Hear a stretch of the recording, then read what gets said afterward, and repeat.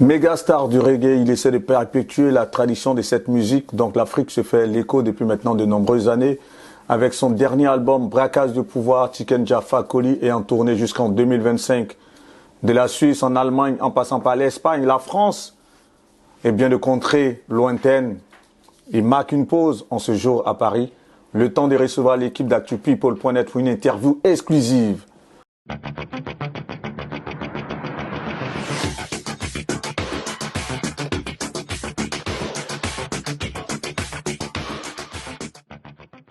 Bonjour Tiken. Bonjour. Vous m'avez dit, vous avez fait hier de la Suisse à la France, près de 19 heures de route pratiquement. Oh, plutôt de l'Allemagne. De l'Allemagne? De Berlin à Paris, ouais. Wow. Oh, bon, on a joué, on a fini à...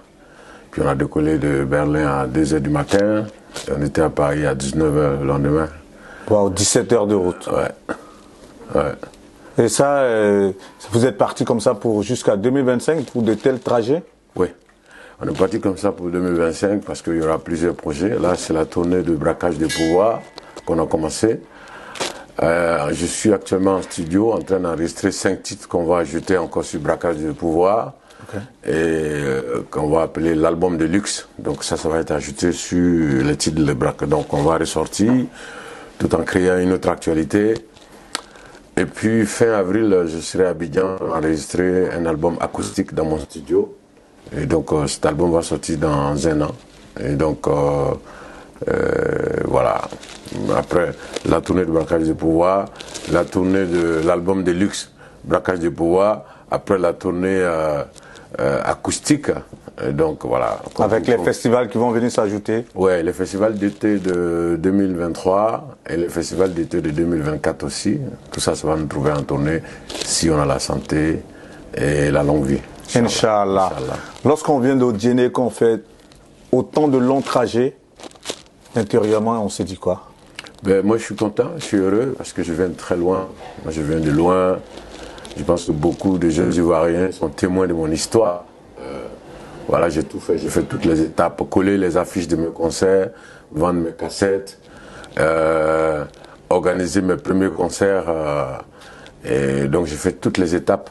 Et je pense qu'il y a beaucoup de journalistes aujourd'hui à Abidjan, que je ne pourrais citer ici, mais qui ont été témoins de mon parcours, hein, parce que je venais voir dans les rédactions. Notamment le grand frère Mam Camara. Le grand frère Mam Camara. C'était à ton visage. Il y avait Aristide Kenda, il y avait Amos Benao. C'est ça, à Soir Info. Sangaré du Patriote. Yacouba. Sangaré Yacouba. Donc, toutes ces générations-là. Oui. Blesson Mathieu, qui était à top visage, malheureusement, qui n'est plus. Oui, qui est parti après à Bouich. Voilà. Non, Blesson, il est toujours en vie. Ah, Blesson, pardon. Non, je parlais de Tepson Dro. Tepson Dro, oui. Tepson Dro. C'est ça qui a décidé. Et vous me parlez de Blesson Mathieu, oui. C'est le tout premier journaliste qui a écrit sur ma carrière. Voilà. Belle plume. Ouais, la première personne qui a écrit sur moi, c'est Blesson Mathieu. Et c'était sur les instructions de Venance Kona. Voilà. Il devait être à Ivoire Soir, en fait. Il était à Ivoire Soir. Donc la première fois que j'ai lu un truc dans un journal, c'était Blesson Mathieu qui avait fait l'article. Et parce que c'est Venance Kona qui devait le faire, mais il a demandé à Blesson Mathieu de le faire. Comme ça se passe dans toutes les rédactions. Ouais. En tant que rédacteur en chef, il a désigné un journaliste pour cet article. Exactement. Et cet article, lorsque vous l'avez lu, je ne sais pas si vous vous souvenez des lignes qui avaient été posées dans le journal, mais il disait quoi? Il était en train de parler de votre premier album ou il parlait de votre parcours? Bon, ça parlait de mon parcours d'Odiéné à Abidjan déjà. Qu'est-ce que je faisais à Odiéné? Parce que moi, j'ai organisé des concerts déjà à Odiéné, sur le plan local, donc à Samatikila, à Tiémé, un peu partout. Donc ça parlait de ça. Et puis de mon envie de faire le reggae. Et puis de mon engagement un peu, puisque bon, à l'époque, au début, on n'était pas très engagé, mais bon, en tout cas, on en a abordé dans l'interview. Donc ça parlait de tout ça. Et donc en tout cas, on vient de très loin. Mais lorsque vous parlez d'engagement, outre la carrière musicale à travers laquelle vous êtes exprimé, vous étiez engagé au lycée à travers des associations. Votre engagement s'exprimait comment? Non, pas du tout. Je n'étais pas engagé au niveau du lycée ou du collège. Voilà. Bon, en tout cas, parce que moi j'ai grandi dans un tout petit village. Déjà j'étais à Odiéné. Et puis, mon père m'avait prévenu, parce qu'il avait appris, comme il n'était pas allé à l'école, donc les bulletins, tout ça, les notes, il ne connaissait pas. Et donc il m'avait prévenu, il m'a dit, écoute, j'ai appris que tu n'étudies pas, que tous les jours tu vas danser. Alors, à la fin de l'année, si tu ne passes pas en classe supérieure, je vais t'emmener dans un endroit où tu ne pourras pas danser. Et donc, évidemment, comme je n'étudiais pas, l'année n'a pas marché. Et j'étais au CP2, je devais passer au CE1, je crois. Et mon père n'était pas content. Donc, il m'a envoyé dans son petit village qui s'appelle Béléban. Là-bas, il n'y avait pas d'électricité. On avait les torches la nuit pour sortir. Donc, pour moi qui venais de la ville, ça faisait un peu bizarre. Et puis bon, donc... moi j'allais dans les... Il y avait quelques soirées dansantes parce que mon père pensait que les gens ne dansaient pas là-bas. Il pensait qu'il n'y avait pas de soirées dansantes. Donc j'allais là-bas et puis bon. Mais en tout cas, j'ai vu beaucoup dans le mot pour l'agriculture aussi, puisque tous les week-ends, on allait au champ. On allait au champ, mon oncle nous amenait au champ. Donc voilà, je pourrais dire que j'étais plutôt engagé un peu dans ça. Voilà, j'ai compris vite qu'il fallait cultiver pour pouvoir manger, etc. Et donc voilà, j'avais ça à cœur. Bien sûr, les études aussi, puisque c'était la condition que mon père avait posée pour pouvoir revenir dans la grande ville qui est Odiéné. Ok. Donc, il fallait que je bosse. Tout à fait. Voilà. Donc à Béléban, vous continuez d'aller à l'école? Béléban, j'allais à l'école. Jusqu'à quelle classe? J'ai fait toute l'école primaire à Béléban. Ok. C'est à partir du lycée que je suis venu à Odiéné. Voilà. Et lorsque vous arrivez au lycée d'Odiéné, vous restez jusqu'à quelle classe? Je suis resté jusqu'en 3e.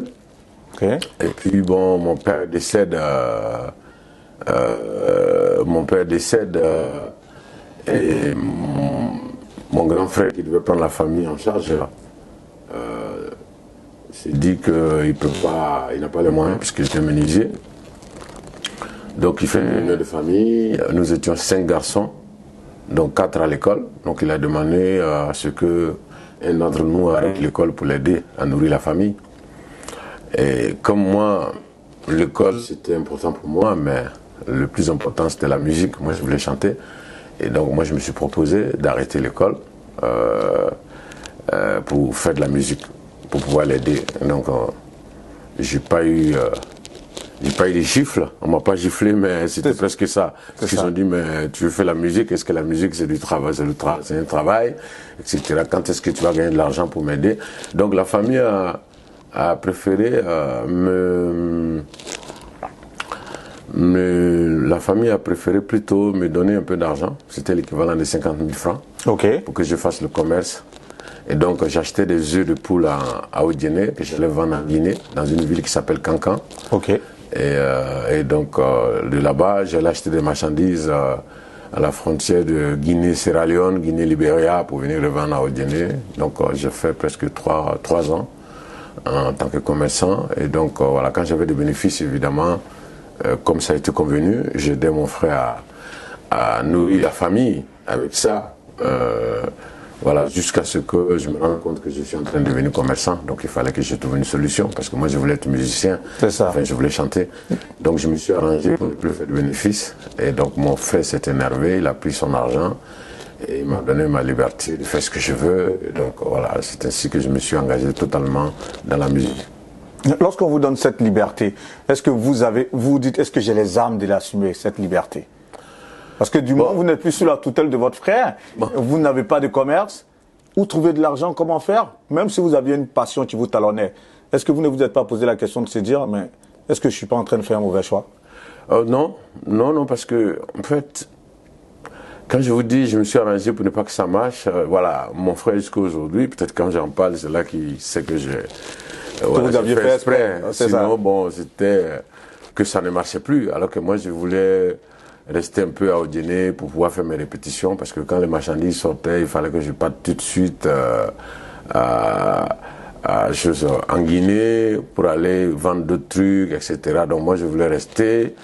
Et puis bon, donc, voilà, après mon frère, il a dit, ah, viens, on va faire les comptes.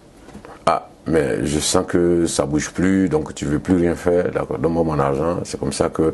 Mais j'ai pas eu peur parce que, voilà, j'avais des amis qui étaient fans de la musique aussi, donc nous on avait envie de monter un groupe, on avait besoin de temps pour répéter, et avec moi, commerçant, c'était pas évident, et donc j'avais pas peur du tout, on s'est débrouillé, avec les potes, voilà, on organisait, on faisait les trucs, on organisait les concerts à Odiéné, à Tiémé, à Samatkila, voilà, même à Touba.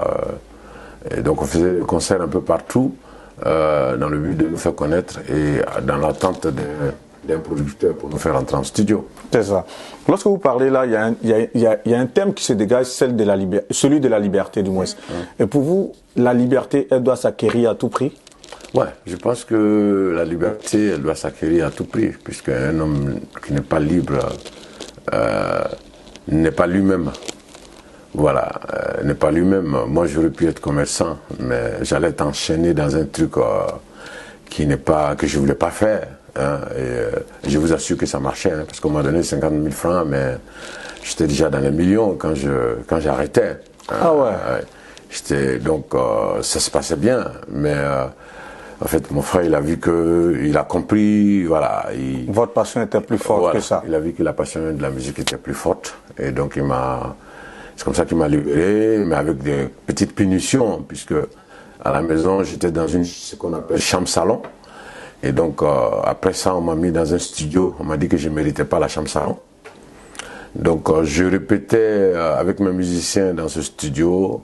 On sortait les matelas la journée, l'après-midi, parce qu'on répétait à 16h. Donc, on sortait les matelas, on installait les batteries, etc. dans le studio. Et puis, on répétait. Et il y a tous les enfants du quartier qui venaient assister. Voilà. Donc, mon frère n'était pas content. Mais bon, puisque je ne dépendais plus de lui, je ne lui demandais plus de sous. Tout ce que j'attendais, c'est de manger à la maison. Et bon, j'avais ça. Donc voilà. Voilà un peu. Parfait. Avec cet orchestre sommaire, votre première grande scène, c'est à quelle occasion? Ma première grande scène, c'était le Rockin 93. Ok. C'était un concours organisé par une firme de cigarettes, dont je n'aimerais pas citer parce que je ne veux pas pousser les jeunes à fumer. Voilà. Et donc, ce concours a été organisé. Il y avait plusieurs groupes qui ont participé à ce concours. Mais nous, on a fini troisième en demi-finale. Okay. Voilà, on a été éliminé par les Woody, le groupe de rock.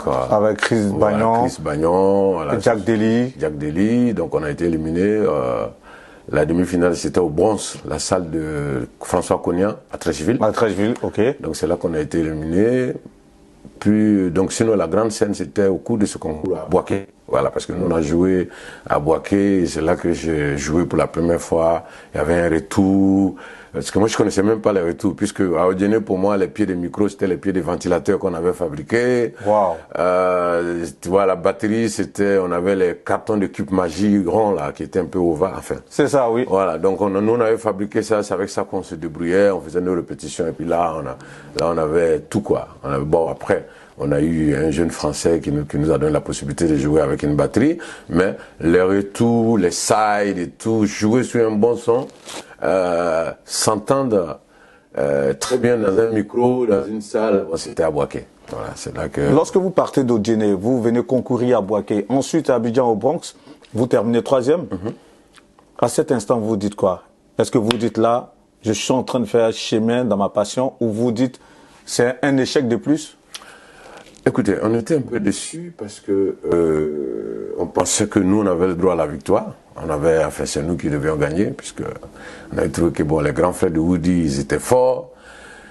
Mais bon, voilà, on savait aussi qu'ils avaient des amis parmi les membres du jury. Hein, voilà. Ah ouais, il y avait un peu de copinage. Ah bon, Okay. Les membres du jury, ils regardent aujourd'hui l'émission, je ne vais pas les citer, mais bon, ils se connaissent. Hein, donc, voilà, la preuve, c'est que les Woody ont gagné, c'est allé nulle part malheureusement, puisque le trophée c'était un enregistrement à Londres.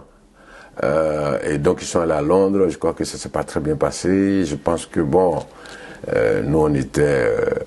voilà, je pense que si nous on allait à Londres, qu'on enregistrait, qu'on avait les featuring avec les Jamaïcains, des trucs comme ça, on allait forcément s'imposer. Mais cette défaite-là, en demi-finale, ça m'a pas découragé du tout. Ça m'a pas découragé. D'ailleurs, c'est au cours de cette demi-finale que j'ai été découvert par un producteur qui m'a fait rentrer en studio.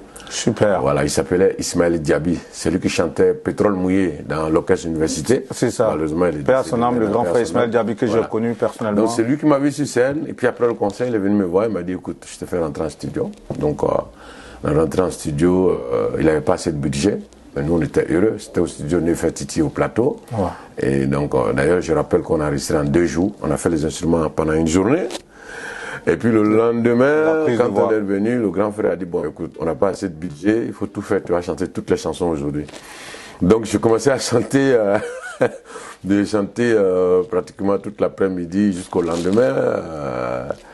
Et puis bon, voilà, c'est comme ça qu'on a fait. On a fait cet album en 2 ou 3 jours, pas plus. Et voilà, mais bon, j'étais très heureux puisque pour moi, à cette époque-là, un studio d'enregistrement, c'était un rêve de rentrer en studio. Le fait déjà d'entrer en studio, c'était déjà un pas en avant. C'était un pas en avant, et puis bon, en ce moment, il y avait une seule ou 2 radios en Côte d'Ivoire, donc c'était, voilà, pour moi, j'attendais l'opportunité d'être connu.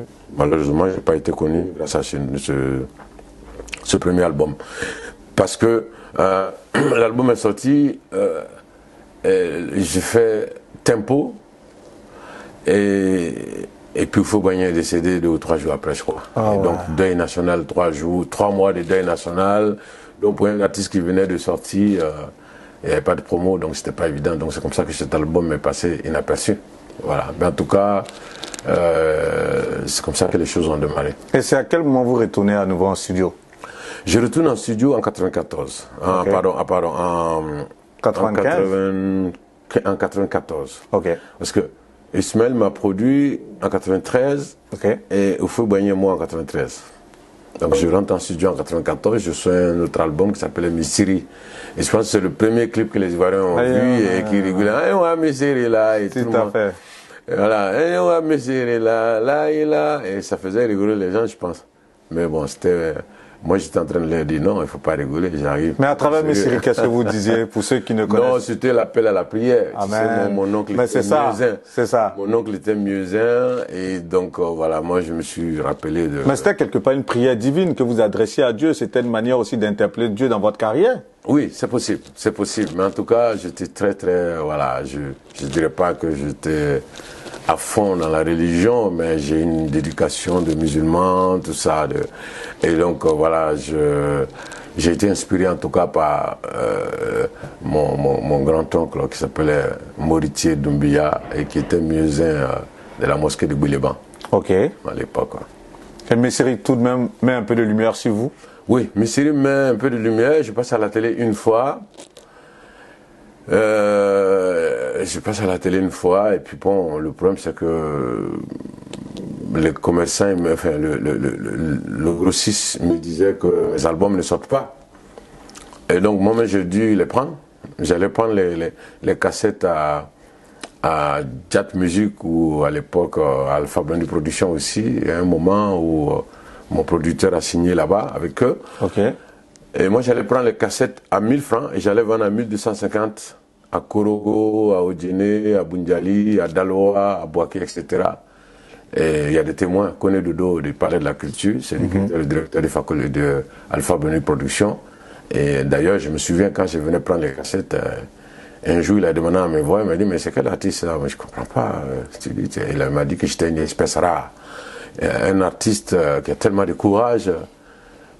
Voilà. Qui vient prendre ses propres albums pour les vendre. Donc j'allais vendre à 1250. Donc moi j'avais 250 et le grossiste il le vendait à 1500. Donc j'ai fait ça avec Missiri, avec d'abord Djeli, le premier. Okay. J'ai fait avec Missiri. Les 2 albums, je les ai auto-distribués presque. On pouvait les avoir chez le distributeur à Abidjan. Mais c'est moi qui m'occupais de déposer dans les magasins à Daloa, à Boaké, à Odjene, à Korogo, à Bundiali, un peu partout. Voilà, j'avais les cassettes dans le sac. Mais c'était pas à perdre ça parce que le transport pour rallier toutes ces villes, vos séjours dans ces villes, alors que vous n'avez que 250 francs sur une cassette vendue, est-ce que c'était pas à perte? Bon, moi, c'était pas l'argent que je voyais. Tout à fait. Moi, je voulais être connu. C'était de promouvoir votre image, voilà. Promouvoir votre musique. J'avais du mal à passer à la télé et tout ça. Et donc, on me connaissait pas, puisque moi, je viens de Djéné, donc j'avais pas de relation à Abidjan, j'avais pas de manager. Et donc, moi, j'avais envie de me faire connaître. Donc, d'ailleurs, quand j'allais vendre les cassettes, je ne revenais pas avec l'argent, puisque je faisais ce qu'on appelle dépôt-vente. C'est-à-dire que j'allais déposer mes cassettes. C'est ça. Et puis je demandais au gars, au commerçant, je dis, mais vous voulez que je passe quand? Puis le gars me dit, bon, écoute, vous savez que vous n'êtes pas connu, donc passez dans 2 mois. Donc moi j'attendais patiemment et j'ai passé dans 2 mois. Évidemment, dans 2 mois, je trouvais qu'il y a quelques cassettes qui ont été achetées. Et puis j'ai récupéré de l'argent. Donc c'était pas vraiment pour faire du business, c'était pour faire de la promotion. Et la détonation vient avec Manger Crassi. Manger Crassi en 80. En fait, j'étais un peu découragé en ce moment après les deux. Ouais. Après Missiri et Djeli. Après Missiri, voilà, je me disais c'était pas la solution. Voilà, moi je peux pas chanter, les vendre, faire le manager, faire tout le temps. Donc je suis retourné à Odiéné. Et puis c'est là qu'il y a eu la première bataille des politiciens après la mort de Houphouët-Boigny. Et donc moi j'étais à Odiéné. C'est cette année-là d'ailleurs que j'ai commencé à m'intéresser aux journaux, à lire les journaux, à écouter les radios, l'actualité à la radio, sur les radios internationales ou même les radios du pays. C'est ça. Et c'est là que voilà, je me rends compte de toutes ces manipulations des hommes politiques voilà, qui, à mon avis, voulaient mélanger le pays pour accéder au pouvoir. Ça, c'était ça. Et puis bon, c'est là que j'ai écrit Manger Crassi. C'est là qu'il y a eu aussi des casses, je crois. Cet album, il sort en quelle année déjà? L'album sort en 96. 96. Et à cette période-là déjà, vous dites qu'il y a une guerre de positionnement au niveau des successeurs d'Houphouët-Boigny? Ah oui, oui. Ah oui. Houphouët, il n'a pas été clair.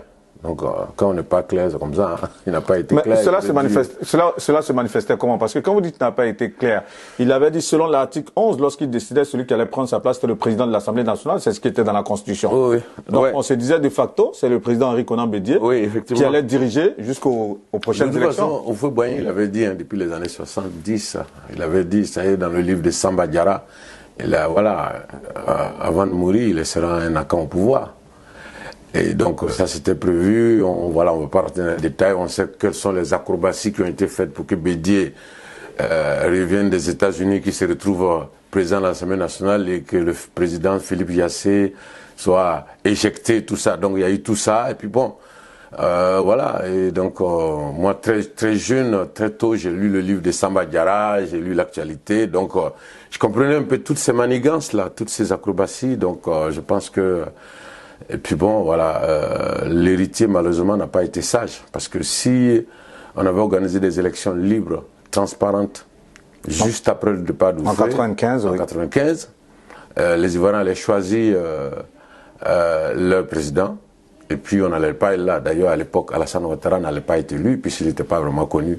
Il a été Premier ministre d'Houphouët-Boigny, et il n'avait pas une interdiction officielle d'aller faire des visites dans le nord de la Côte d'Ivoire, mais ça ressemblait à ça, puisque durant toute la mandature, enfin, durant tout le temps qu'il a fait en tant que Premier ministre, il n'est pas allé dans le nord, etc. Donc, du coup, je pense que tout est parti de la 95.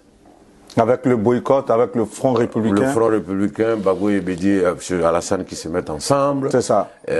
Pour boycotter les élections, etc. Les casses qu'il y a eu à Odiéné, la préfecture a été mise à feu carrément, alors qu'on avait l'une des plus belles préfectures du pays. Donc il y a eu des trucs un peu partout. Donc je pense que tout est parti de 95. Et c'est cette année-là qui m'a inspiré, que j'ai écouté, j'ai commencé à composer la chanson du titre Manger Crassi. C'est là qu'il y avait Manger Crassi, c'est là qu'il y avait Arrêtez-moi tout ça là, on a déconné, etc. Et donc tout est parti de là. Vous aviez compris à cette époque que la Côte d'Ivoire allait droit dans le mur? Oui.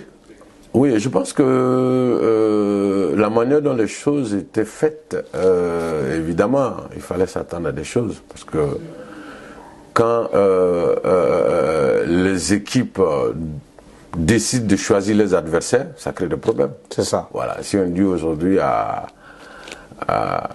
l'équipe d'Odiéné, par exemple, de choisir son adversaire, je ne pense pas qu'ils vont choisir Chelsea. Hein. Non, pas du tout. Donc, voilà. Donc, je pense que... Ils vont choisir une équipe à leur portée. Mais bien sûr. Donc, je pense que toutes ces manipulations ont fait que...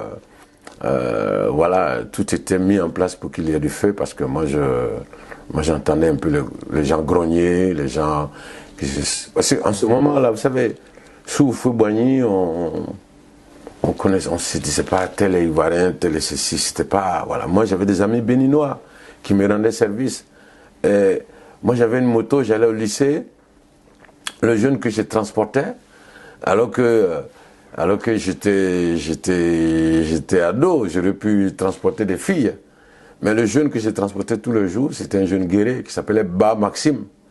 Donc on n'avait pas cette différence on cherchait pas quoi en fait. On était ensemble, on était béninois, togolais, ivoiriens, on était ensemble et donc voilà. Le béninois il collait les pneus des motos, ainsi de suite. Donc c'était une belle époque. Et puis bon, les politiques ont décidé de mélanger tout ça. Et moi, j'ai compris ça tôt et c'est tout ça qui m'a inspiré pour que je fasse le titre Manger Crassi. Du coup, dans un tel climat aussi délétère, la Côte d'Ivoire connaît son tout premier coup d'État en 1999. Est-ce que vous, qui aviez écrit cette chanson, vous attendiez à une telle déflagration de la situation sociale?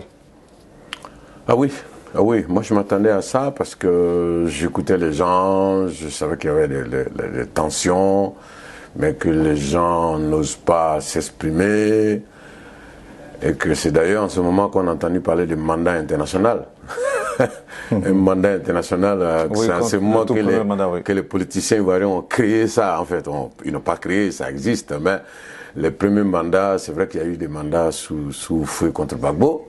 Mais voilà, les mandats internationaux, c'est en ce moment qu'on a entendu. Donc voilà, tout était fait pour garder le pouvoir.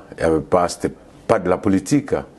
C'était j'ai le pouvoir, je choisis mes adversaires, je fais ce que je veux. Et donc je pense que tout a commencé là. Et moi j'avais vu ça, j'étais jeune, mais à partir du moment où je me suis rendu compte que le reggae rime avec la politique, j'ai commencé à m'intéresser vraiment à l'actualité politique. Voilà. Mais est-ce que, si on devait refaire l'histoire, est-ce que vous pensiez que ce coup d'État était la solution? Écoutez, les coups d'État ne sont jamais une bonne solution. Voilà. Ils ne sont jamais de bonnes solutions. Mais évidemment, quand vous avez des gens au pouvoir qui ne veulent rien entendre, qui pensent que le pays les appartient et qui ne veulent pas écouter, qui veulent rien. Donc, il n'y a pas d'autre manière de leur montrer que le pouvoir n'est pas leur propriété, que le pouvoir est au peuple et que tous les fils du pays ont le droit d'être sur ce fauteuil-là. Et malheureusement, c'est ce qui a été fait parce que on vivait un moment difficile. Hein. Moi, j'avais un jeune Français dans mon groupe qui me disait ça va péter. Tout le temps, parce qu'eux, ils avaient des infos au niveau de l'ambassade de France, je crois. Donc, 2 ans avant que ça pète, et ils savaient déjà que ça va péter. Bon, donc, que ça va péter, je veux dire, donc, disons que un coup d'État, c'est jamais une solution. Parce que ça fait de nouveaux riches, ça fait des gens qui découvrent l'argent, et donc, voilà, des gens qui touchaient peut-être 150 000 francs, qui tombent sur des milliards, qui disent waouh! Voilà. Et donc, c'est jamais la solution. Mais quand c'est serré, puisque ces militaires-là sont des enfants du ghetto, voilà. Et donc, ils se disent, il faut nous pour débloquer cette situation. Et donc, je pense que elle aurait pu être une bonne solution si Gueye avait respecté ses engagements. Parce que il aurait fallu simplement que Gueye organise les élections. Et qu'il parte du pouvoir, ouais. Et qu'il laisse tout le monde se présenter, y compris Bédié qu'il a renversé. C'est ça. Il est là, il fallait laisser Bédié se présenter, Alassane Ouattara se présenter, Gbagbo se présenter, et puis lui, il est l'arbitre. Et puis celui qui gagne, il lui laisse le pouvoir, et puis il dirige la Côte d'Ivoire. Et je pense que ça allait permettre à Gueye Robert de rentrer dans l'histoire par la grande porte. Avant d'arriver à la période de 2002, où on assiste à la véritable première crise militaro-sociale en Côte d'Ivoire, lorsque vous parlez à cette étape, on a l'impression que quelque part, l'échec de la vie sociale en Côte d'Ivoire aujourd'hui est imputé en grande partie aux hommes politiques qui, depuis 1994, depuis la mort de Fouboigny, n'ont fait qu'échouer, faire de mauvais choix. Le cas, par exemple, de Bédié tout à l'heure, Henri Conan Bédié, le cas de Gueye, à mi-parcours, tous ces échecs-là sont portés par les hommes politiques, quelque part? Mais de toute façon, il n'y a pas de politique en Côte d'Ivoire. Hein. Côte d'Ivoire, c'est hors de toi que je m'y mette. Côte d'Ivoire, c'est... Je m'en fous. Je veux que lui devienne président, même s'il ne faut rien, même s'il n'y a rien. Au moins, quand lui devient président, je peux dormir tranquille. Il faut que ce soit mon frère du même village, il faut que ce soit le gars de ma région, il faut que ce soit le gars de mon ethnie, etc. La Côte d'Ivoire, c'est un peu ça. La Côte d'Ivoire, malheureusement, c'est un pays très très difficile, puisque... Pour moi, il n'y a pas de vraie politique en Côte d'Ivoire, en fait. Parce que, voilà, moi je... Vous avez l'impression qu'ils sont tous en quête d'un mieux-être avec leurs différents clans, quelque bien part? sûr, bien sûr. C'est tellement flagrant. C'est tellement flagrant parce qu'aujourd'hui, voilà, on voit que... Voilà, même si c'est l'opposition, qu'on veut ou pas, Alassane Ouattara, il a quand même transformé la Côte d'Ivoire. On va y arriver, voilà. Mais bien avant. Et donc, oui. Bien avant, lorsqu'en 99, vous dites qu'il n'y avait pas un discours social, c'est ce qui a fait qu'il y a eu le coup d'État. Est-ce qu'en 2002, cette situation prévalait? Il n'y avait pas ce discours social, c'est ce qui a amené la crise de 2002, oui, selon bien vous? sûr. C'est ce qui a amené la rébellion. Je pense qu'après le forum de la réconciliation, si le gouvernement Laurent Gbagbo avait suivi exactement les résolutions qui ont été prises lors du forum de la réconciliation en 2001, on allait éviter la guerre. Il aurait fallu simplement tenir compte des résultats de ce forum et puis tenir compte de tous ces jeunes militaires qui sont en exil, trouver une solution pour les faire rentrer. Et puis voilà, parce que de toute façon, le président Gbagbo avait dit qu'il a été élu dans des conditions calamiteuses. Tout à fait. Bon, lui, en tant que démocrate, quand tu es élu dans des conditions calamiteuses, ben, tu essaies de rassembler les morceaux. Et malheureusement, c'est ce qui n'a pas été fait. Je pense que,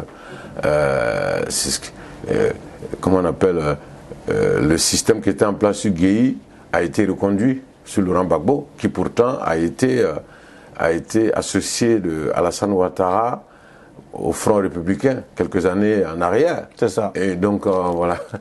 Et donc, je pense que c'est l'échec du Forum de réconciliation qui a amené la rébellion. Et pour beaucoup aussi, ceux qui sont les détracteurs du président Laurent Gbagbo, ils se disent qu'il a été laxiste aussi, on va dire, par rapport à cette rébellion qui se formait au nord. Et qu'il a vu les choses venir, mais il n'a pas réagi. Quel est votre commentaire là-dessus? Bon, de toute façon, je pense qu'il ne pouvait pas. Si, voilà, je pense que les injustices étaient telles que, les frustrations étaient telles que. Et je ne pense pas que, même s'il savait qu'il allait pouvoir faire quelque chose. Parce que mais vu que vous dites qu'il aurait dû échanger avec les militaires, d'aucuns qui avaient été brimés sous l'ère Guéhi, et qu'on savait qu'ils étaient partis, il aurait pu échanger avec eux. Voilà, c'est ça, j'ai dit, s'il avait fait ça. J'avais pas bien compris la question. Tout à fait. Effectivement, s'il avait fait ça, je pense qu'on allait éviter tout ça. Il aurait fallu que Laurent Gbagbo dise, écoutez, moi j'ai été élu dans des conditions calamiteuses. D'ailleurs, il a dit, dans l'élection Miss, c'est pas toujours la plus belle qui est élue, qui est choisie, je veux dire. Tout à fait. Donc, il pouvait dire, voilà, je suis pas forcément bien élu, mais je suis quand même celui qui a été élu, là. Et tout le monde sait que je suis l'opposant historique contre Houphouët-Boigny. Et puis bon, voilà, laissez-moi faire mes 5 ans. Je vous promets que dans 5 ans, des élections libres et transparentes seront organisées, tout le monde sera candidat, et puis entamer tout de suite des démarches pour faire venir tous les exilés, voilà, je pense que ça nous aurait fait éviter la rébellion et tout ça. Et puis la Côte d'Ivoire allait se retrouver sans rébellion, je veux dire. C'est clair qu'on ne va pas refaire l'histoire politique de la Côte d'Ivoire, mais vous, lors de la gouvernance de Laurent Gbagbo, vous n'aviez toujours pas été tendre avec lui. C'est toujours le cas en ce moment? Oui, je pense que c'est le cas. On ne peut pas m'obliger à suivre quelqu'un, suivre Gbagbo. Je peux pas, tu vois, je respecte tous ceux qui suivent Gbagbo, qui croient en lui, voilà. Mais moi, mon soutien à Gbagbo, ça s'est arrêté quand il n'était plus opposant. Parce que quand il était opposant, vous savez, à Odiéné, le FPI a eu beaucoup de mal à s'implanter. Il y avait une seule famille, d'ailleurs une ou deux familles que je connais, dont une qui est très connue, une des familles Touré.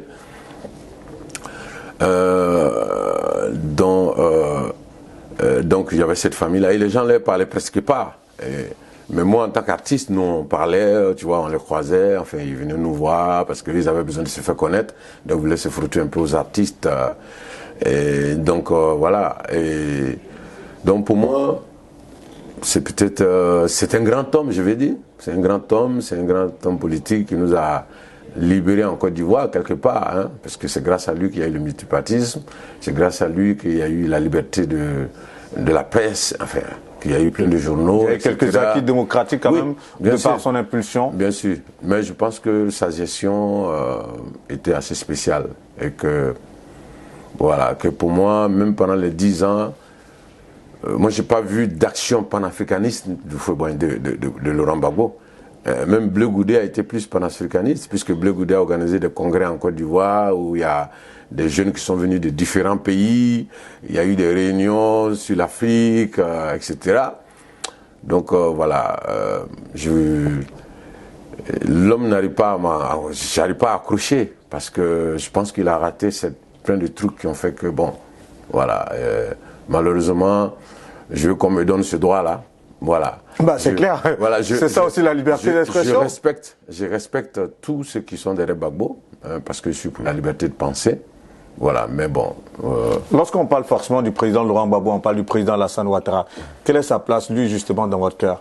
Ben, je pense que je fais partie de ceux qui ont lutté pour la justice, pour qu'il soit candidat. Et je pense que je fais partie de ceux qui pensent que, voilà, aujourd'hui, il a un résultat positif, parce que il y a, sur le plan développement, la Côte d'Ivoire est beaucoup avancée aujourd'hui, sur le plan économique, beaucoup avancé, sur le plan positionnement de la Côte d'Ivoire, c'est un pays qui est positionné aujourd'hui, sur le plan stabilité aussi, c'est un pays qui est stable aujourd'hui, mais avec des injustices, avec des inégalités que d'ailleurs nous dénonçons dans nos chansons. Hein, et que je continue, personne ne peut me reprocher ça, que ce soit sous Gbagbo, sous Gueye, sous Alassane Ouattara. J'ai toujours pris mon micro pour dénoncer les injustices. Mais je pense que Alassane Ouattara, aujourd'hui, a beaucoup fait pour la Côte d'Ivoire sur le plan développement, et que Laurent Gbagbo a beaucoup fait sur le plan de la liberté de pensée et d'expression. En tout cas, chacun des leaders a pu apporter quelque chose à la Côte d'Ivoire, et c'est surtout ça. Vous avez parlé d'inégalité, de pas mal de choses qui ne sont pas aujourd'hui assez claires sous le président Alassane Ouattara, même s'il y a ce développement qui saute à l'œil. On va revenir sur certains points où aussi ces détracteurs parlent de cet endettement aussi dithyrambique. Quelque part, lorsque vous parlez d'inégalité sous le président Alassane Ouattara, vous indexez quoi, justement, comme inégalité, bon, comme injustice? Je sais que, bon, évidemment, il y a des gens qui sont en prison qui ne devraient pas y être. Je ne veux pas généraliser, hein, parce que, voilà, c'est un pouvoir, et donc, ils savent des choses que moi, je ne sais pas. Tout à fait. Voilà, mais je pense que, voilà, aujourd'hui, voilà, il y a des injustices, comme ça que je peux dénoncer, mais sinon, quand les gens parlent d'endettement ou quoi, voilà, je ne veux pas ici parler pour le gouvernement ivoirien, mais ce que je sais, c'est que l'argent emprunté par le gouvernement américain pour faire la guerre au Vietnam, le gouvernement américain est en train de payer ça encore, jusqu'à aujourd'hui. L'argent emprunté par l'État français pour faire le métro, jusqu'à aujourd'hui, les générations d'aujourd'hui sont en train de payer. Tout à fait. Et donc, quand j'entends les Ivoiriens dire le pays est endetté, si on n'avait pas de preuves, en fait, si le gars il avait pris l'argent pour aller mettre dans des comptes en Suisse, etc., et puis faire sa vie, mais quand on voit des routes, des ponts, quand on voit des preuves, on se dit, bon, voilà, le gars il ne va pas mourir avec ça. Vous voyez un peu. Le gars il ne va pas mourir avec ça. Et donc, il y a des Ivoiriens qui disent, non, il y a des péages, il y a trop de péages, on paye. Mais en même temps, quand ces Ivoiriens vont au Maroc, ils montent dans le taxi pour quitter l'aéroport, aller en ville, ils payent. En même temps, quand ces Ivoiriens viennent en France, ben, ils payent les péages. Et donc, dans la manière de gouverner un pays, une génération peut endetter l'autre. Ainsi de suite. C'est-à-dire qu'aujourd'hui, les routes qui sont en train d'être faites, c'est nous qui allons rouler dessus. Et donc, en roulant dessus, on ne sait pas, peut-être qu'on est en train de... On paye aussi. C'est ça. Mais, donc moi, c'est des arguments qui ne tiennent pas. Quand on dit non, tous les pays, même la France est endettée. Si vous faites des richesses, vous allez trouver que les États-Unis sont endettés. En tout cas, que la France c'est le système de financement mondial. Voilà. C'est reconnu. Ouais. Donc, tout le monde est endetté. Donc, l'essentiel, c'est de voir des faits. Et aujourd'hui, moi, quand je quitte Abidjan, que je vais aller dans mon village, à Gbeleban, dans le nord de la Côte d'Ivoire, mais je ne quitte pas le goudron. Et ça, c'est aujourd'hui, en passant par Bouaké, Boundiali, etc. Et donc, il y a même beaucoup de bastions d'autres partis politiques qui ont eu plus d'électricité sur Alassane Ouattara. Mais est-ce que malgré tout ça, beaucoup ne reste pas à faire tout de même? Parce que toutes les villes ivoiriennes ne sont pas loties à la même enseigne en termes de développement, que ce soit au niveau des infrastructures routières, des infrastructures hospitalières. Est-ce que beaucoup ne reste pas à faire? Il y a beaucoup qui reste à faire. Et je pense, et sans défendre le gouvernement en place, mais je pense qu'un seul président ne peut pas tout faire. Si vous voyez la France, vous allez trouver que le général de Gaulle a posé des actes. Tout à fait. Qui sont différents des actes que je ne veux pas laisser, voilà, je vais sauter Pompidou, tout ça, Giscard, tout ça, mais je vais atterrir tout de suite chez François Mitterrand. Vous allez trouver que François Mitterrand, en tant que socialiste, a fait avancer des choses. Beaucoup. Et donc, je pense que, voilà, c'est un peu difficile de demander à un seul gouvernement de tout faire. D'ailleurs, si ce gouvernement fait tout, quel sera le rôle de ceux qui vont venir après? En tout cas. Donc moi, je pense qu'il y a beaucoup de choses à dénoncer, mais sur le plan développement, je pense que toi et moi, ou n'importe quoi, les Ivoiriens, en tout cas les Ivoiriens dans leur ensemble, c'est vrai que nous, en tant que journalistes, c'est l'exercice, mais les Ivoiriens dans leur ensemble saluent en tout cas cet élan de développement. Mais il y a une part d'ombre qui a été révélée, on va dire, par un député ivoirien, que je vais citer ici, Diaoufoué, qui disait, oui, lui, en tant que député de Yopougon, il voit qu'il y a certes le développement, mais un CHU comme celui de Yopougon est fermé depuis quelques années. Quel commentaire vous faites sur ça? Ben, je souhaite que le CHU soit ouvert pour que les populations de Yopougon puissent venir se faire soigner.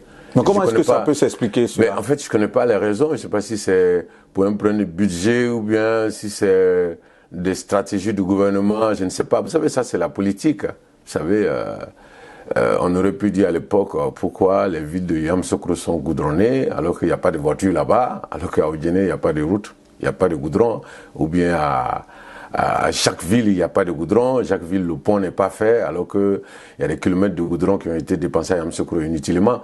Bon, donc ça, c'est dans la tête des politiques. Donc je ne connais pas les détails. Je ne sais pas si c'est un problème de budget ou bien si c'est un truc stratégique, ce qui serait étonnant quand même qu'on ferme un hôpital pour punir une population sous prétexte que cette population n'est pas acquise à vous. Et donc, je pense que c'est un peu cynique. Bon, c'est vrai que la politique est cynique. Mais bon, voilà. En tout cas, je ne peux pas savoir puisque je ne connais pas les raisons. Peut-être que si on demande au ministre de la Santé, il pourra dire, bon, écoutez, c'est le problème du budget, ou bien les travaux sont en retard, ou bien on a d'autres priorités, on ne sait pas. Mais je pense que, voilà, je ne veux pas aller penser jusque-là, jusqu'où les gens y vont. C'est-à-dire, genre, Yopougon, c'est le bastion de l'opposition, donc l'hôpital n'est pas ouvert, quoi. Bon, je ne vais pas jusqu'à là, mais bon, tout est possible dans ce pays. Tout à l'heure, lorsque vous parliez d'injustice, par exemple, on a vu ces derniers temps, en griffe, c'est vrai, dans ce flot de développement, en griffe cette intimidation des leaders de l'opposition qui, lorsqu'ils marchent, ils sont de facto interpellés ou emprisonnés. On a vu le cas avec Damanan Picasse. Quel commentaire vous en faites? Bon, moi je pense que ça, c'est des cas que je condamne. Je condamne fermement parce que je suis un défenseur de la liberté d'expression.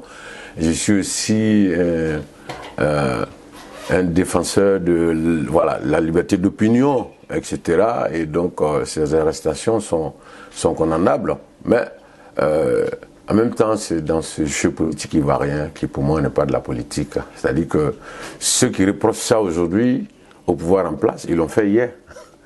C'est de suite. C'est comme si Bédier venait s'étonner qu'on lance un mandat d'arrêt contre quelqu'un, alors que lui, il a été l'un des premiers à lancer un mandat d'arrêt contre Alassane Ouattara, etc.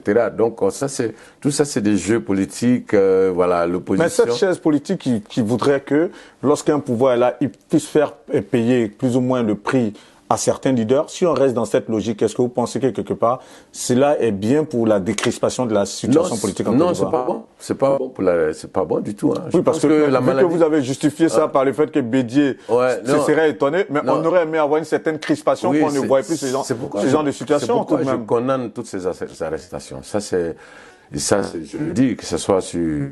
des choses comme ça se seraient passées sur Bédier, j'allais condamner de la même manière. Et je condamne ça aujourd'hui, ces arrestations, voilà, pour des délits d'opinion ou voilà, pour la liberté. C'est quelque chose que je condamne, voilà. Et je souhaite qu'on sorte de ça. Qu'on sorte de ça. Celui qui vient au pouvoir va empêcher l'autre de faire ceci. Bon, c'est des jeux. Et donc, je pense que c'est le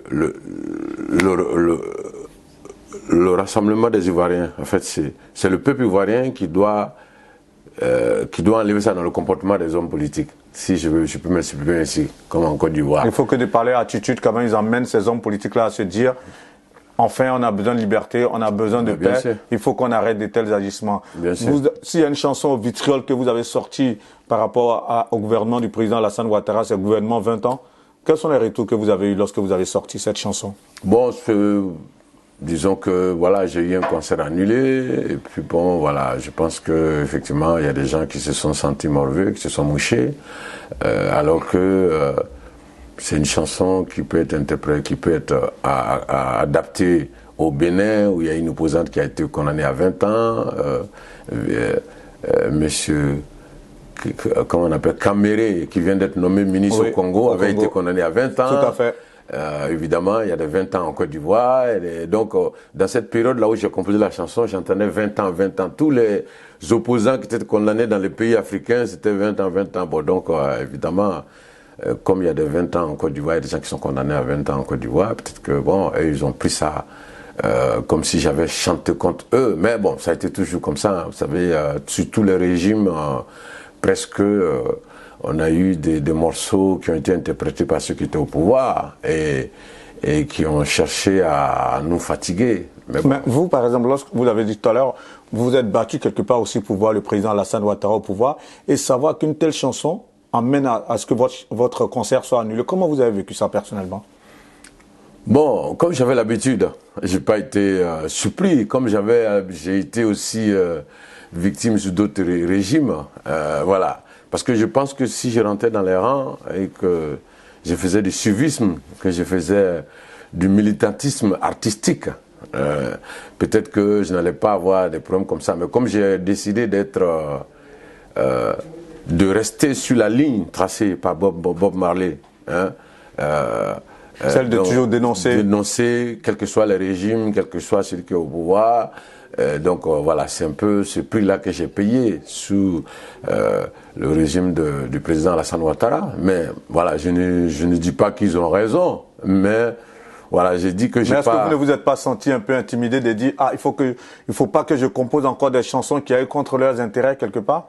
Non, pas du tout. De toute façon, voilà. De toute façon, ils ont fait une bonne promo pour ce single-là. Voilà. Le mieux aurait été de me laisser faire le concert, puis le lendemain, c'est fini. Peut-être les gens vont parler. On n'allait même pas chanter le titre gouvernement 20 ans, puisqu'il n'était même pas sorti. Voilà. Mais non, ça a été interprété. Il y a des gens qui sont allés dire à Bobo que moi je venais pour insulter le président Alassane Ouattara. Voilà. Donc, c'est leur manière de faire des choses. Moi, je voulais offrir un concert gratuit pour rendre hommage à Ambak, que je connaissais, et qui était un politicien assez spécial parce qu'il était relax, voilà. Il appelait les gens pour avoir de leurs nouvelles. Voilà. Et donc, vu que vous le citez un mot sur lui, de point de vue personnel par rapport au rapport que vous entreteniez avec lui, qu'est-ce que vous pourriez dire là de lui comme témoignage? Non, quelqu'un de très ouvert. Voilà. C'est-à-dire, vous avez vu, hein, quand Yodé et Suro ont sorti leur album, ils sont allés lui rendre visite, il les a reçus. Et moi, chaque fois qu'on se voyait, il me disait, hey, t'es-tu, hein? Nous, on pensait que quand on va être là, tu vas pas chanter contre nous. C'était ça, tu vois. Hey, qu'est-ce qu'on va faire? Qu'est-ce qu'on va faire même pour que toi, tu arrêtes de... Je dis, mais monsieur le ministre, il n'y a rien à faire. Nous, on fait du reggae. C'est un peu compliqué parce que, imaginez, vous arrivez au pouvoir parce que vous êtes mon frère, je ne chante plus. Voilà, ça veut dire que je n'ai pas de conviction. Et donc, alors que moi, je suis un artiste de conviction, je suis un homme de conviction. Et donc, c'était un politicien très, très ouvert. C'était l'ami des artistes, voilà. Vous savez, souvent, quand il y avait des trucs en Côte d'Ivoire, l'opposition se levait parce qu'il n'y avait pas de recensement, parce qu'il n'y avait pas ceci, parce que le recensement était en retard ou tel était en retard. Il y a Ahmed qui m'appelait, Tiken, je sais que tu vas entendre parler de ça, mais voilà la vraie version. Voilà la vraie version, je t'explique. On a fait ça, on a fait ça, on a fait ça, on a fait ça, maintenant ils veulent faire ça. Ah, ils prenaient en compte vos points de vue. Mais bien sûr, bien sûr, bien sûr. Donc, du coup, j'avais une version qui venait directement d'un ministre important du gouvernement. Et puis bon, cela ne m'empêchait pas d'appeler un gars de l'opposition pour lui demander et pouvoir écouter les deux versions. Afin de vous faire votre propre opinion. Voilà, ouais. Donc c'était quelqu'un voilà, qui... Je pense que même s'il avait été là, quand j'ai chanté le gouvernement à 20 ans, il allait m'appeler pour me dire « Tiken, qu'est-ce qu'il y a encore? Est-ce que tu parles de nous ?»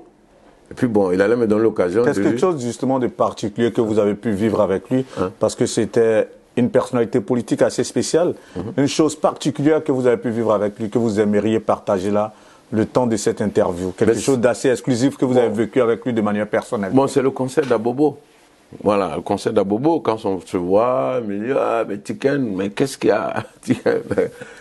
Qu'est-ce qu'on va faire ?» Il paraît que quand on te donne l'argent, tu refuses. Il paraît que quand on fait ceci, je dis non. Qui t'a dit ça, grand frère? Moi, je viens du ghetto. Moi, je cherche l'argent. Hein. Il dit, mais j'aime l'argent, mais je veux que tu me donnes un travail. Et puis comme ça, tu me payes. Et puis comme ça, parce que si tu me donnes l'argent et que demain, dans une de mes chansons, tu te sens visé, moi, je serai ingrat. Et toi, tu vas me prendre comme un faux type. Toi, tu vas dire, mais lui là, il prend mon argent, il chante contre nous. Donc, je dis, mais je veux que les choses soient claires, tout ça. Mais est-ce qu'un artiste engagé a cette caution morale souvent?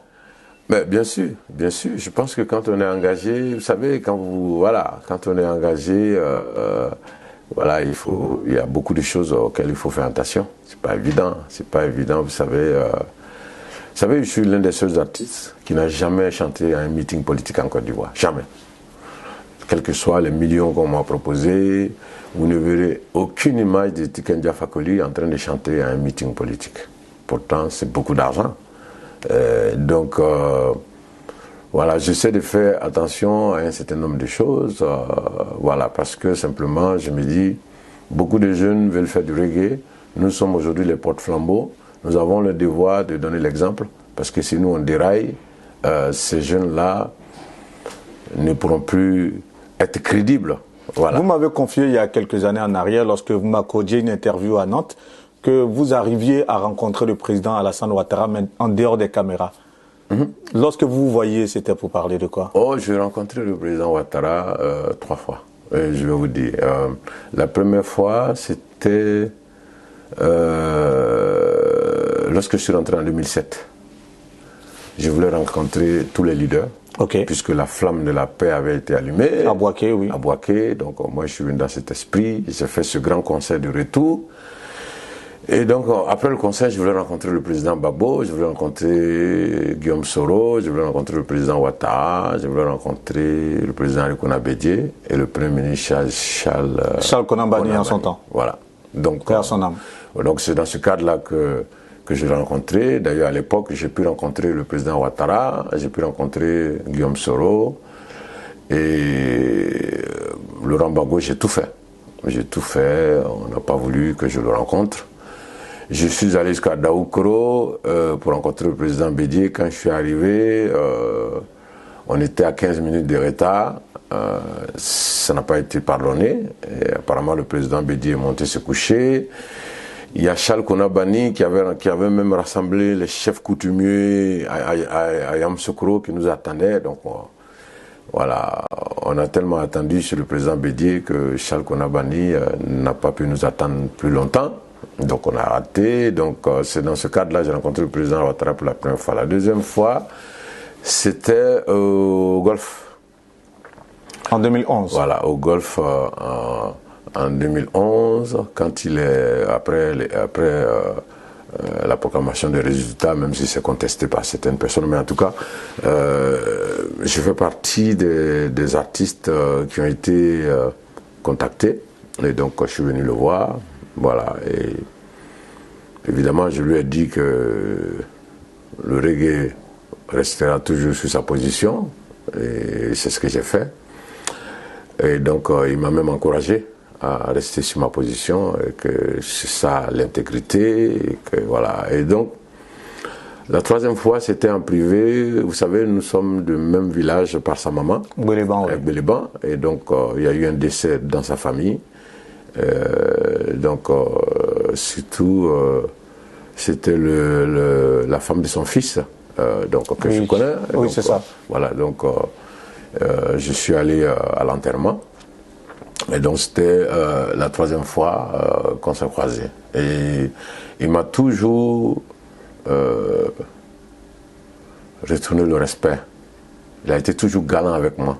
C'est l'occasion pour moi de le dire parce que c'est quelqu'un qui me trouve cohérent, qui trouve constant, je vais dire. Voilà, constant. Donc, chaque fois que je l'ai rencontré, il m'a reçu avec beaucoup de considération et j'en ai honte même, puisque voilà, je dénonce, je critique, mais je suis quand même bien accueilli et je pense que c'est la preuve que c'est un grand homme. Ça fait plaisir, mais lorsque vous dites « je l'ai soutenu à être au pouvoir », en griffe, selon l'entendement populaire, on se dirait il est au pouvoir.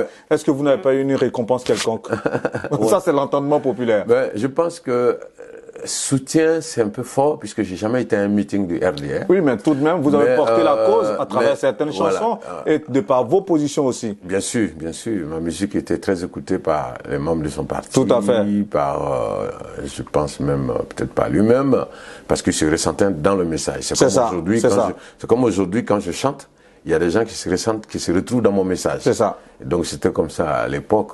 Et donc, non. Je pense que si j'avais une récompense, les gens allaient le voir aujourd'hui. Hein. Je suis celui qui rêve de faire un grand festival reggae en Côte d'Ivoire, mais j'ai besoin d'être accompagné.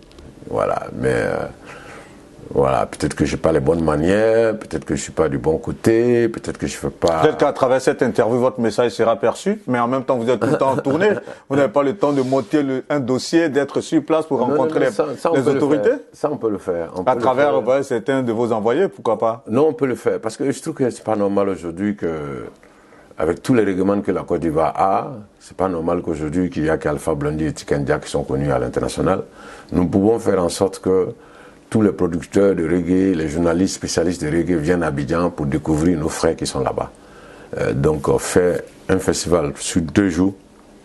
Sur 2 jours, inviter tous ceux qui écrivent sur le reggae dans le monde, les faire venir un peu dans le style du Femia, du jeune frère Assalfo. Et donc, ça c'est mon rêve. Maintenant, je ne peux pas le faire tout seul. J'ai besoin de sponsors. J'ai besoin d'être accompagné. Maintenant, quand les sponsors savent que le gouvernement est un peu fâché avec vous, les sponsors aussi se fâchent.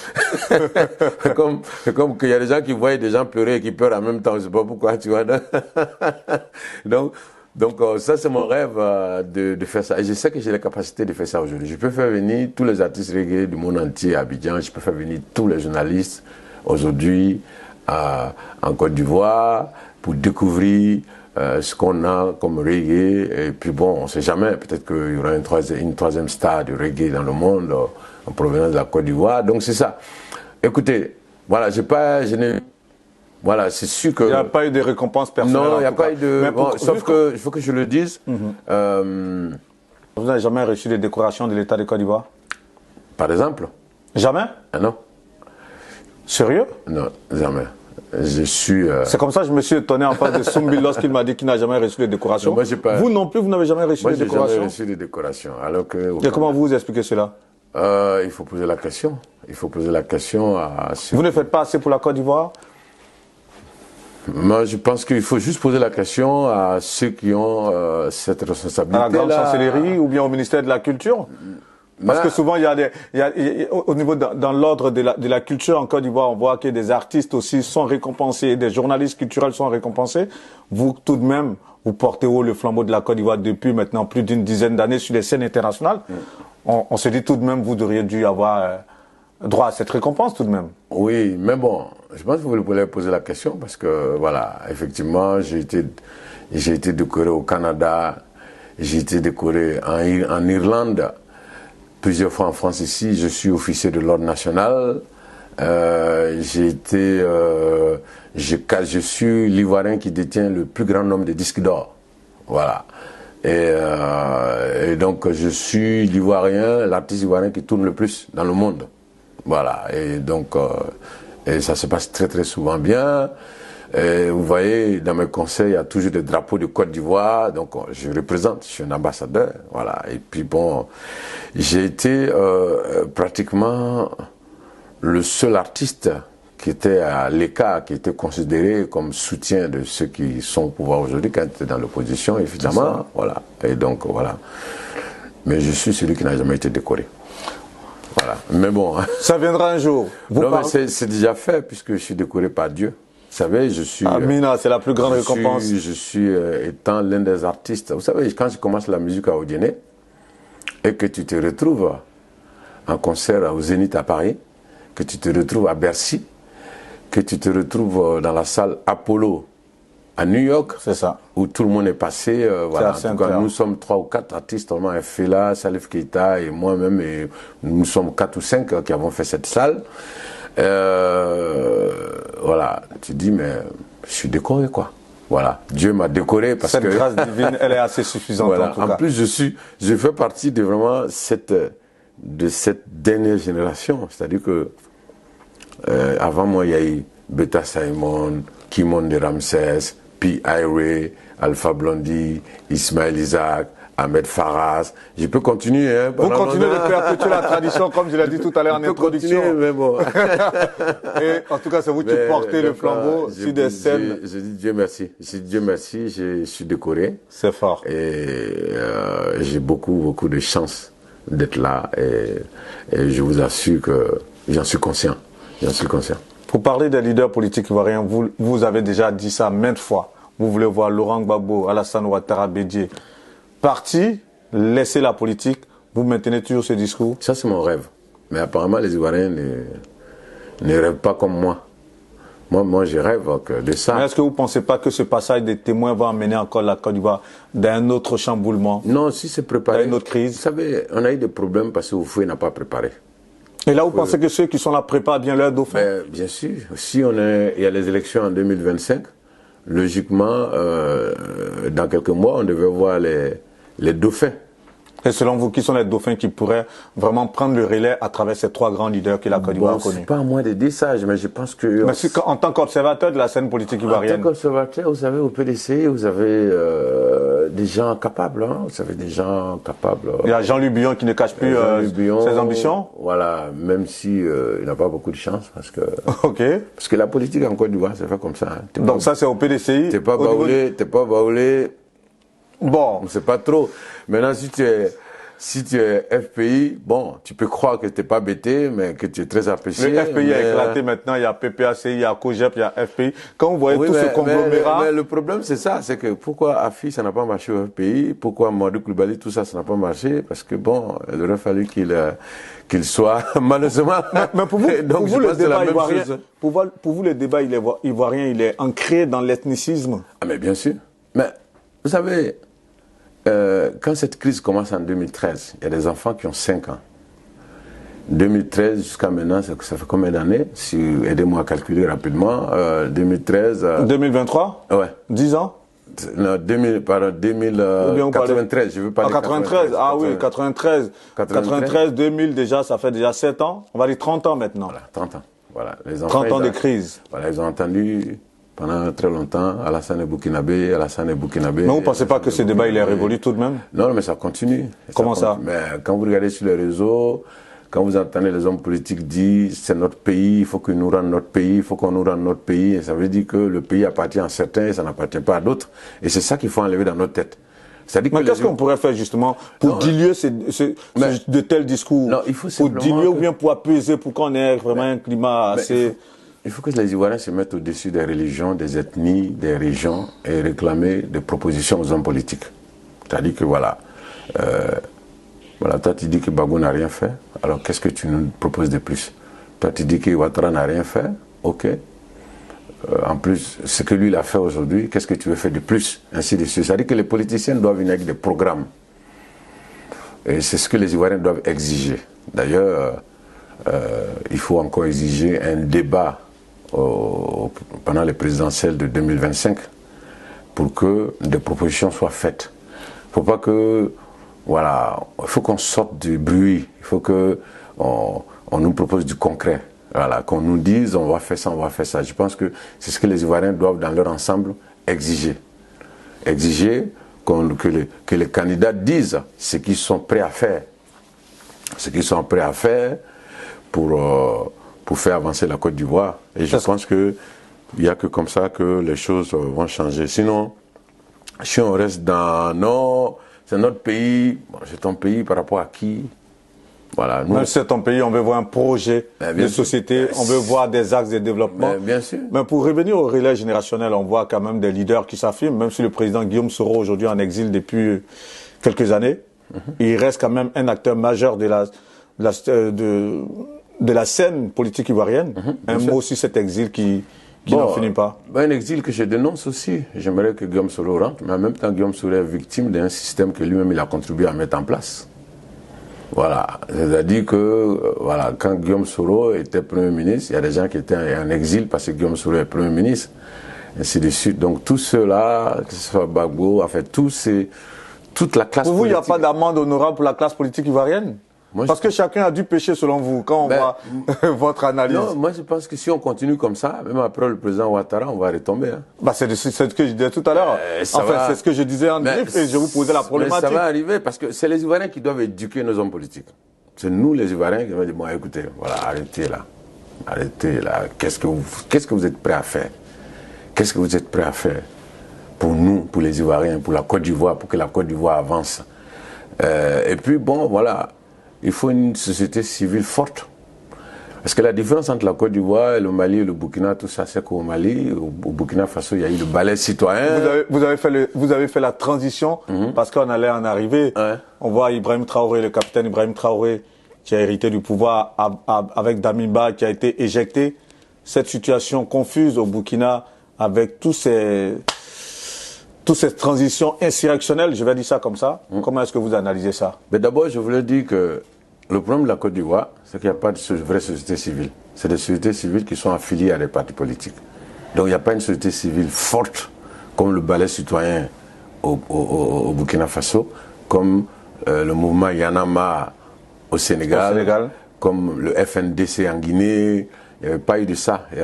Donc c'est tout ça qui nous fatigue aussi parce que voilà, les hommes politiques, les artistes sont, les gens de la société civile et les artistes sont souvent récupérés par des hommes politiques. Donc ça fait que il n'y a pas de bloc qui se bat pour la Côte d'Ivoire, mais les gens vont se battre pour Alassane Ouattara, ils vont se battre pour Gbagbo, ils vont se battre pour Bédié, ils vont se battre pour tel. On voit en Côte d'Ivoire Pulgérie Balé qui donne de la voix, mais qui chaque fois se retrouve en prison. Elle ne fait pas assez? Oui, elle fait assez, mais le fait qu'elle se rapproche souvent des partis d'opposition, ça ne colle pas en fait. Tu vois, et le fait qu'elle est proche des opposants, normalement, la société civile doit rester neutre. Ça, c'est mon avis. Hein. Une société civile... Et pourtant, elle revendique cette neutralité quelque part, non? Oui, mais en même temps, elle reçoit des soutiens sûrement des hommes politiques, voilà, etc. Et je ne dirais pas qu'elle devait les refuser, mais elle ne devait pas les officialiser. Voilà, parce que quand on sait que vous êtes proche, vous êtes de la société civile et que vous parlez quand même avec tel opposant, vous parlez, voilà. C'est comme, je donne un exemple, hein. Des petits frères que je respecte beaucoup et j'adore leur courage, ils sont tellement encouragés. Quand Yodé Siro sort de prison, ils vont remercier Henri Konabédié. Voilà. Ou bien ils vont aller remercier tel opposant. Donc je pense que c'est des choses que les gens, il ne faut pas attention, mais ça casse la neutralité. ça déséquilibre. Et donc, ça fait que celui qui est au pouvoir... C'est vrai que j'aurai l'occasion de leur poser la question. Parce que celui qui est au pouvoir, oui. Mais il te voit tout de suite comme un opposant. Si tu vas chez sa rival ou bien son rival pour aller faire bisous là-bas, lui il se dit, ah, il fait bisous là-bas, ok.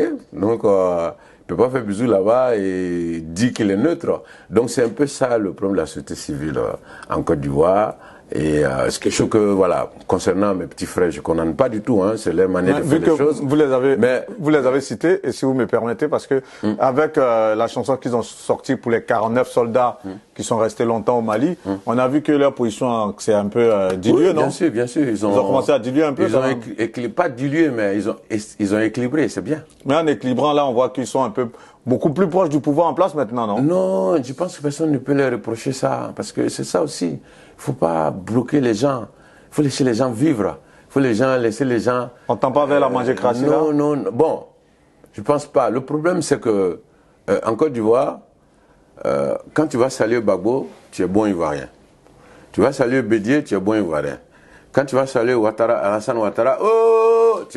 Mais je vous prends au mot. Puisque vous avez dit les gens de la société civile, quand ils se rapprochent des opposants, c'est mal vu. Oui. Donc, quelque part aussi, bon. c'est clair que ceux qui sont dans la position contraire se disent, quand on se rapproche du président Alassane Ouattara aussi, c'est mal vu. C'est vrai. Non, je vais protéger un peu mes petits frères, que je trouve très courageux. Et d'ailleurs, à l'époque, quand ils ont sorti le single, je les ai félicités. 49 soldats. Voilà, non, pas avant, quand ils ont sorti... sur l'album Héritage, où vous avez fait pas mal de critiques. Vous avez été convoqués là. C'est ça. Voilà, je les ai soutenus. Parce que moi, président, on dit quoi? Voilà, c'était cette chanson qui lui avait valu un peu la garde à vue à la brigade de recherche. Et donc, voilà, je les ai félicités. Hein. Moi, j'ai vraiment aucun problème. Je veux juste que les gens fassent attention à ça. Parfait. Voilà. On termine rapidement par nos voisins. Le voisin, ouais. Le Burkina, le Mali, cette situation qu'on vit dans ces pays. Un mot là-dessus. Écoutez, le Mali et le Burkina sont en guerre. Voilà. Ils sont en guerre, ça dit qu'il y a le feu à la maison. Maintenant, la communauté internationale a promis de les aider. Et puis, ils n'arrivent pas. Malgré toutes les nouvelles technologies, les radars, les temps, ils n'arrivent pas. Vous avez l'impression que la France n'assiste pas assez ces pays-là? Non, depuis de 2013 à 2021, si la France pouvait faire quelque chose, elle allait le faire. Elle ne peut pas. Elle ne l'a pas fait. Donc vous comprenez leur position de rompre les liens avec la France? Mais écoutez, moi j'ai toujours dit que l'indépendance de nos pays ont été données la journée et ont été repris la nuit. Voilà, c'est-à-dire que tous ceux qui ont voulu, qui ont cru que l'indépendance était réelle, ont été soit assassinés, soit éjectés du pouvoir. Modibo Keïta, Kwame Nkrumah, Patrice Lumumba, etc. Thomas Sankara qui est le dernier, etc. Donc tous ceux qui ont voulu, en tant que président, profiter de l'indépendance pour aller voir qui ils veulent, ont été éjectés du pouvoir. Et donc aujourd'hui, ces deux pays ont décidé d'être indépendants. C'est-à-dire qu'aujourd'hui, s'ils veulent, ils peuvent dealer avec la Russie, s'ils veulent, ils peuvent dealer avec la Chine, s'ils veulent, ils peuvent dealer avec les États-Unis, avec l'Europe, etc., sans demander l'avis de quelqu'un. Et c'est ça qui a été le problème, c'est que dans les années 60, lorsque Modibo va voir les Russes, il a des problèmes après. Sékou Touré, le fait d'être libre, aller voir qui il veut, a eu beaucoup de problèmes. Kwame Nkrumah a été éjecté du pouvoir. Je crois qu'il était en visite en Chine. Il était en visite en Chine lorsqu'il fut éjecté du pouvoir, etc. Bon, donc ces jeunes-là aujourd'hui se sont donné le droit d'aller voir la Russie, d'aller voir la Chine, de rediscuter les contrats, de revoir les accords, etc. Mais c'est extraordinaire. Nous, on vit ça, on est content. Honneur, en tout cas. Mais nous, on est content. Nous, on vit ça. Mais c'est de cet éveil de l'Afrique-là dont vous rêvez? Oui, c'est moi qui ai chanté « Réveillez-vous ». La politique France-Africa, c'est du blague et tuer. Parfait. Etc. Mais je ne suis pas encore mort. Je vois les résultats de ce dont je parlais il y a 20 ans. Et donc, c'est extraordinaire. Je pense que ces pays-là se sont simplement donné la liberté d'aller voir qui ils veulent. Et en fait, c'est la reconquête de la vraie indépendance qui est en jeu aujourd'hui à au Mali et au Burkina Faso. En tout cas, chaque génération ses combats. Et on pense que ces jeunes-là, dans leur combat, permettront à l'Afrique, parce que vous êtes vraiment un chantre de liberté africaine. Oui. Mais en même temps, ce que je voulais dire à ces pays, c'est que y a un prix à payer. Quand on veut... On en a parlé en début d'interview, cette thématique, cette notion. La liberté pour vous a-t-elle un prix? Quelque part, peut-être on est en train de résoudre l'équation à la fin. Oui, il y a un prix à payer. C'est-à-dire qu'aujourd'hui, les populations maliennes se plaignent, les populations burkinabées se plaignent, mais il y a une métamorphose, il y a un changement, donc il y a un prix à payer. Malheureusement, c'est la population qui va payer, mais c'est le prix de la reconquête de l'indépendance qu'ils sont en train de payer. Parce que ces pays-là vont se faire beaucoup d'ennemis qui vont militer pour leur rendre la tâche difficile. Et donc, il faut que la population soit compréhensive. Mais en même temps, je condamne tout emprisonnement pour des libertés d'expression, libertés d'opinion dans ces pays-là. Voilà. Comme le cas au Sénégal où on voit aussi le député sénégalais tout le temps poursuivi. Ousmane Sonko sera Ousmane Sonko sera le prochain président du Sénégal. Ah ouais. Ouais. Vous n'allez pas vous mettre à mal avec le président Macky Sall, vous le dites ouvertement, c'est son opposant le plus farouche. Oui, parce que le président Macky Sall est en train d'emprunter le même scénario que son prédécesseur Wade. Et il se trouve que le président Macky Sall était dans le combat contre le 3e mandat sous Wade. Et donc aujourd'hui, lui, il est aux affaires, même si, évidemment, les constitutionnalistes vont démontrer qu'il a le droit, mais je pense que pour la stabilité de son pays, pour la victoire de la démocratie, pour la liberté d'opinion, la liberté, l'amour pour le Sénégal, il aurait dû s'arrêter. On m'en voudrait, vu que vous parlez de 3e mandat. Ce 3e mandat, est-ce que vous l'avez combattu pour le président Alassane Ouattara? Mais bien sûr. Moi, j'ai été le premier artiste à sortir un titre qui s'appelait, comment on appelle, 3e dose. C'est ça. Et c'était 2 ans avant les élections. 3e dose, dans lequel je dénonce ce 3e mandat. Mais les Ivoiriens, quand j'ai vu les commentaires, les gens disent, mais lui, là, il raconte quoi même? Lui, là, il est fou, hein? Lui, là, il est... Maintenant, en fait, nous, on anticipe. Maintenant, quand on est dans les faits, moi, je suis un leader d'opinion, je suis un artiste, j'ai des fans dans l'opposition et au parti au pouvoir. Dans le parti au pouvoir. Donc, je ne veux pas venir me faire des ennemis venus... voilà, m'affronter avec des fans pour leurs opinions. Et donc, c'est pourquoi j'ai été silencieux dans cette période et tout le monde m'a accusé. Mais c'est parce que j'avais déjà parlé de ça.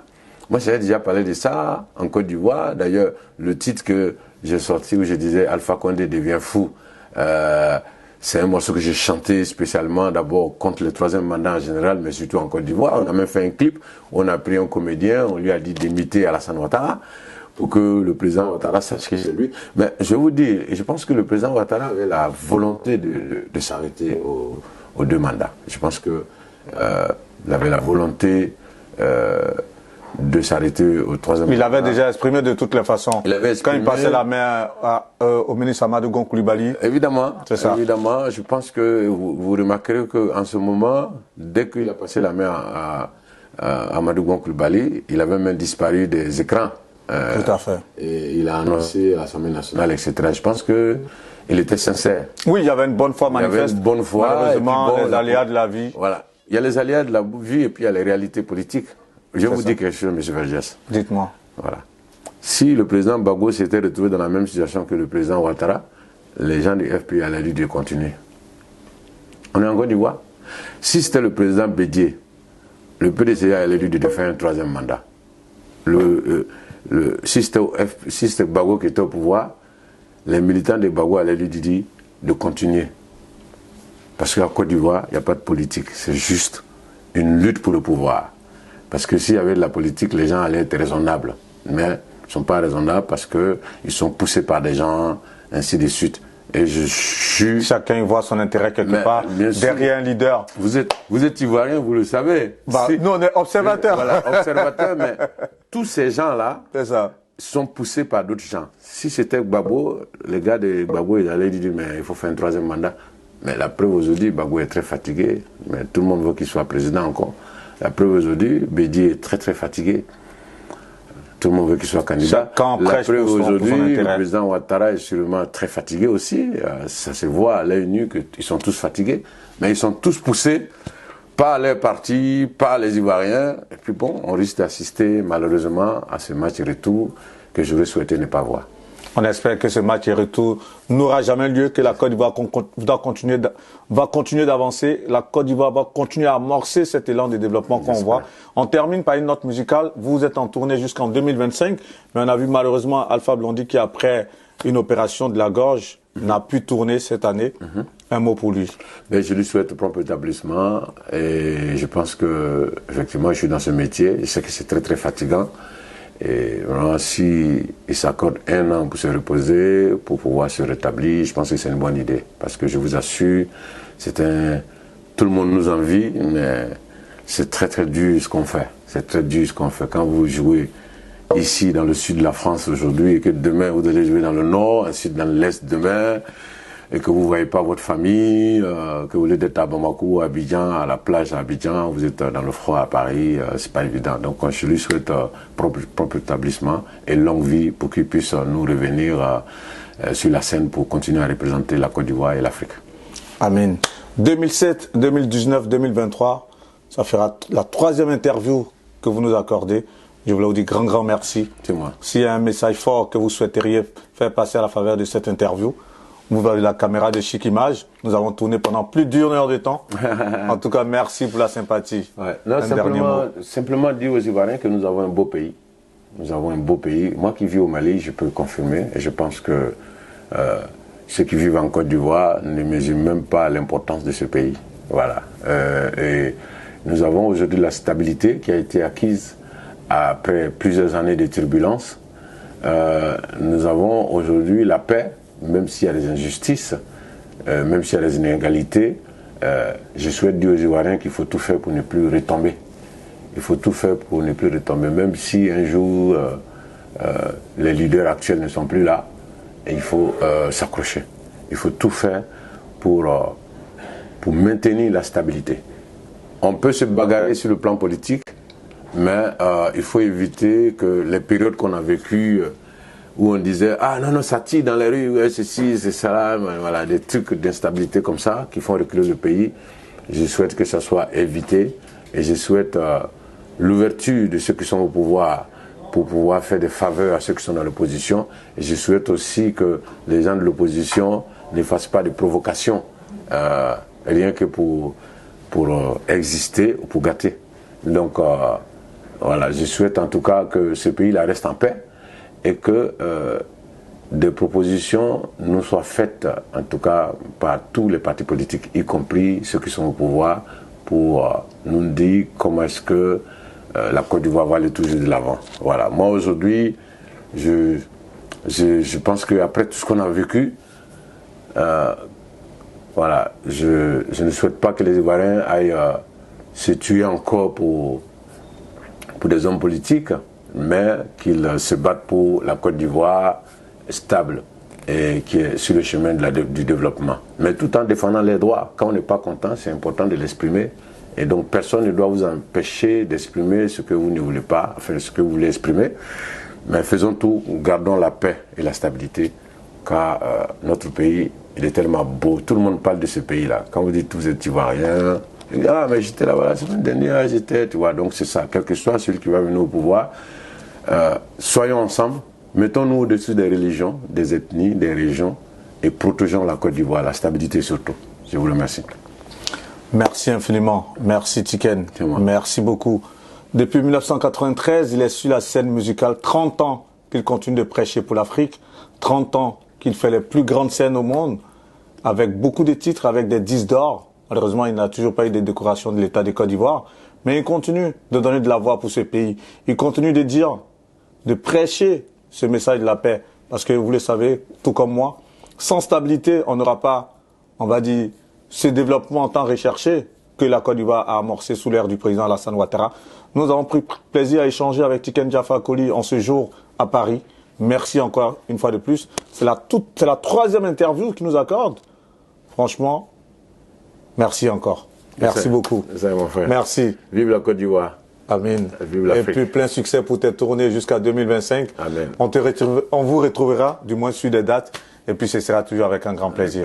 Merci d'avoir suivi cette interview sur actupeople.net. Que Dieu vous garde. C'était à la réalisation Chic Image avec Didi Stone, avec à l'assistance Estelle Serigba, qui nous a pouponné sur le plateau.